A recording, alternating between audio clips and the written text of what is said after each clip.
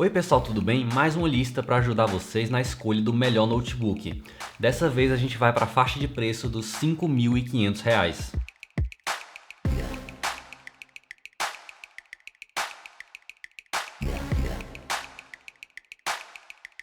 Eu vou seguir a mesma linha de raciocínio das outras listas. Eu vou destacar os pontos fortes e os pontos fracos de cada um dos notebooks. E eu já adianto para vocês que todos os notebooks da lista têm slot M2, teclado retroiluminado e painel IPS. O Lenovo Y530 é o notebook mais portátil aqui da lista. O design dele também é inovador e ele foi meu notebook principal durante bastante tempo, porque ele é compacto e tem um teclado bem confortável. O grande problema dele é o preço. Se o valor dele fosse equivalente aos notebooks da categoria dele, ou seja, notebooks com a GTX 1050, ele seria uma opção excelente.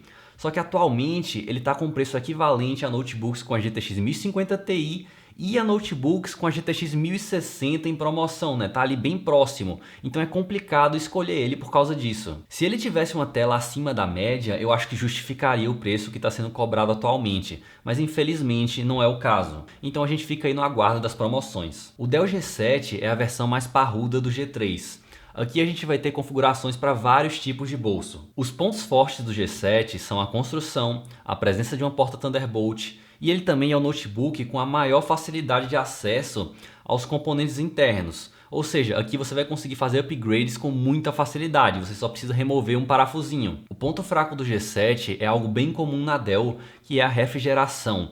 Quanto mais forte for a configuração que você escolher, maior a chance de se ter problemas de temperatura, principalmente para quem vai usar o notebook para jogos. Já para uso profissional, eu não me preocuparia. O Acer Helios 300 está entre os notebooks mais baratos com a GTX 1060 no Brasil. Essa é a grande vantagem dele, principalmente porque a Acer até hoje não lançou a nova versão dele aqui no Brasil com painel de 144 Hz. Assim como o G7, o Helios 300 também não tem uma refrigeração das melhores.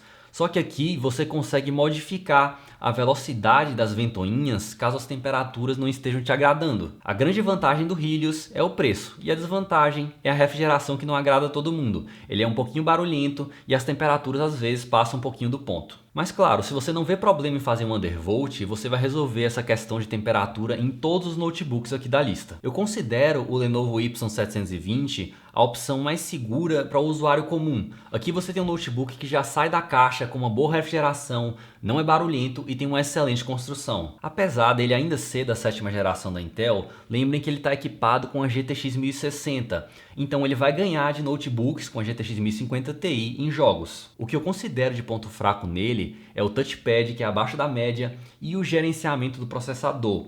A Lenovo escolheu cortar um pouco do desempenho para amenizar as temperaturas em uso intenso. Mas isso é algo que a maioria das pessoas nem vai perceber, tá? Quem for comprar esse notebook para jogos, assim, não vai ter muito impacto no desempenho. E por fim, a tela dele também é um pouquinho abaixo da média em relação aos notebooks dessa categoria. Mas é só um pouquinho mesmo, tá, galera? A maioria dos usuários nem vai ver a diferença. E nos outros pontos, ele é um excelente notebook. Além de tudo que eu falei aqui, ele também tem porta Thunderbolt e alto-falantes virados para cima, que melhoram bastante a experiência do som. A linha Extreme da 2AM também é uma opção interessante. Assim como o Y720, ele consegue manter temperaturas boas. O acesso aos componentes internos dele também é bem fácil.